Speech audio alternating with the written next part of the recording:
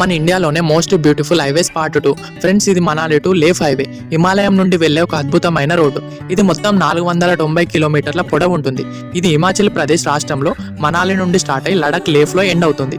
ఈ రోడ్డు నిర్మాణం 1975లో స్టార్ట్ చేసి 1989లో కంప్లీట్ చేశారు. 1989లో అప్పటి ఇండియన్ పీఎం రాజీవ్ గాంధీ ఈ రోడ్ని ఓపెన్ చేశారు.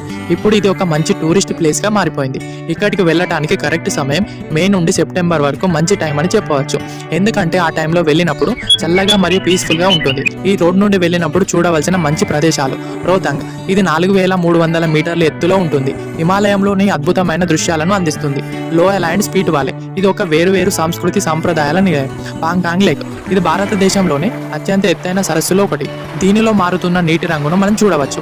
టాంగ్లాంగ్, ఇది మొత్తం 5359 మీటర్ల ఎత్తులో ఉన్న ఈ పర్వతం భారతదేశంలోనే అత్యంత ఎత్తైనది. ఇది కూడా ఒక అద్భుతమైన దృశ్యం అని చెప్పవచ్చు.